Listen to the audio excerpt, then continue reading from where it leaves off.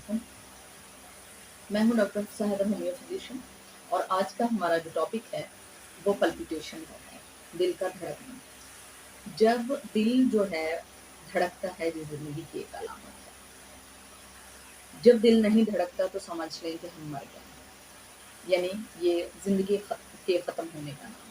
मगर जब ये अपनी एक मखसूस रफ्तार जो कुदरत ने मेंटेन की है, जो 75 जो टाइम धड़कता है, दिल जो है 1 मिनट में अगर इससे ज़्यादा दिल धड़कने लगे और इतना धड़कने लगे कि हम अपनी आवाज़ धड़कन की खुद ही सुनने लगे तो उसको मेडिकल टर्मिनोलॉजी में पल्पिटेशन कहते हैं और इसको तिब की ज़ुबान में खफ़कानुल क़ल्ब कहते हैं। खफ़कानुल क़ल्ब यानी दिल के का धड़का जो होता है बहुत ज़्यादा तेज़ हो जाना, तो ये हमारे लिए बहुत ज़्यादा नुकसानदेह है। इसकी काज़ेज़ क्या होती हैं? जो लोग बहुत ज़्यादा तम्बाकू नोशी करते हैं, जो इश्क में पड़े हुए होते हैं, जो बहुत ज़्यादा अल्कोहलिक होते हैं, जो बहुत ज़्यादा सेक्सुअल एक्टिविटी में मुलव्विस होते हैं या जिन लोगों को बहुत ज़्यादा बुरी आदत होती हैं या जिनको न्यूरो की कमज़ोरी होती है, न्यूरो की प्रॉब्लम, जिनको बहुत ज़्यादा रंज और फ़िक्र होती है, राशा, मालिया फौलिया या जुनून, इस तरह के अगर पहले से जिनको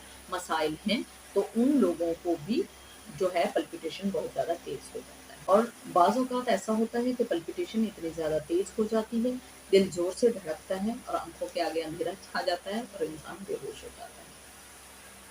अगर आपको ऐसी सिचुएशन कभी भी हो तो उसके लिए सबसे बेहतरीन जो मेडिसिन है, अगर आप कोई अजनबी है तो उसको कालीफास से शुरू कीजिएगा।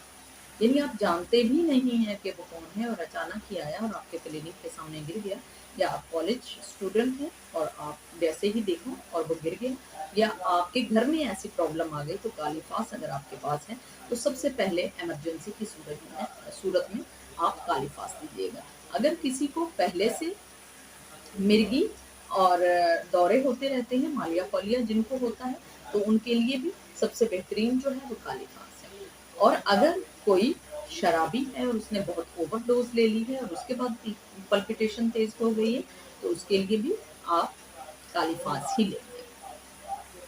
और अगर कोई गमगीन है, किसी का कोई फौत हो गया या अचानक ऐसी खबर सुनी है, तो आप आर्निका लीजिएगा। आर्निका जो है वो चोट की दवाई ज़रूर है, मगर यकदम खून जो है उसके इज्तिमा से या बहुत ज़्यादा बीपी हाई होने की वजह से आर्निका बहुत ज़्यादा इफ़ेक्टिव है और गम की शिद्दत में एग्नेशिया भी बहुत ज़्यादा इफ़ेक्टिव है।